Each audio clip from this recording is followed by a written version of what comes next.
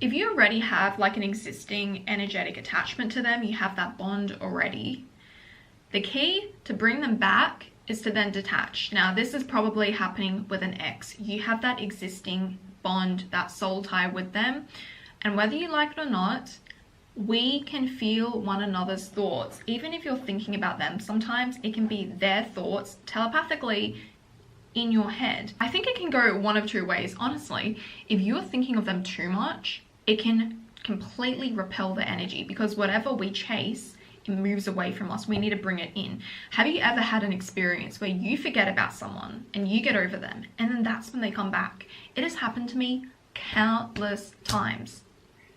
Sometimes those thoughts you start thinking about that person can actually be them pulling away their energy as well. And you're like, oh, something is missing from me now. Like, I don't know what it is. It's their energy, but okay, let's start to obsess over them. Attaching is so difficult. It is so much easier said than done to be like, hey, just go detach. It's hard because we're human. We have that existing bond to someone. We miss them, we want them, blah, blah, blah.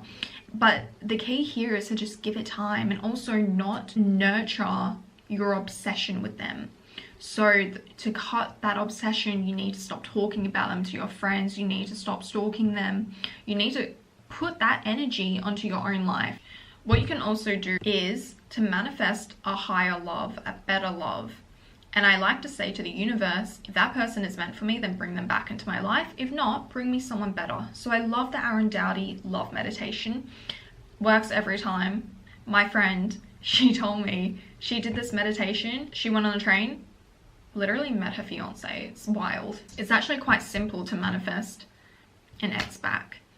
It's detachment, and then focusing on you, and then increasing your vibrational frequency to attract better things into your life. If you are vibrating so high, they will be magnetized back to you. Now, that is from a law of attraction perspective. I prefer law of attraction because it's almost like a religion, right? Where in religion, you believe that God has a plan for you. I believe the universe has a plan.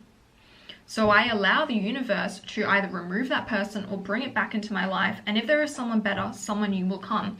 Law of assumption, law of attraction, they are intertwined. Same with science, right?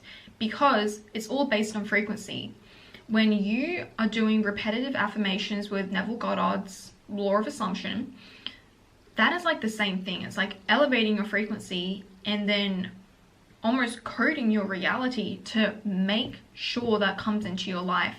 You can do repetitive affirmations and sats and it will come back inevitably. They will come back. But whether or not they are for you, they are the highest person for you, that's another story. Why I don't like forcing things like this with the law of assumption. I prefer to just allow it when it comes to love, and for situations where I don't know if this is the highest plan for me, I allow a larger force to take over. God, the universe, whatever. And when someone is meant to be in your life, you're going to run into them again. The universe, God, will bring you back together. If they are not meant for you, you will not see them again. A lot of you guys are attached, and you're probably like, why am I so attached? Karmic partner. We want to manifest our soulmate. So when I say higher partner, I mean soulmate. Soulmate relationships are what you want, not twin flame. Twin flame is traumatic. It's beautiful and passionate, but it's traumatic, okay? It's like so up and down and tiring. You fall apart, you come back together, blah, blah, blah. Soulmate, you have all that passion without all the trauma. It's just peaceful and you're still elevating one another. So write your list. Remember, when you write your list of what you want your dream partner to be, that is your higher self already knowing what you want. That person is out there. You are predestined to meet that person. It's not a coincidence you want someone with red hair and blue eyes. Hey, that's probably him. Before you even came to Earth, that was him.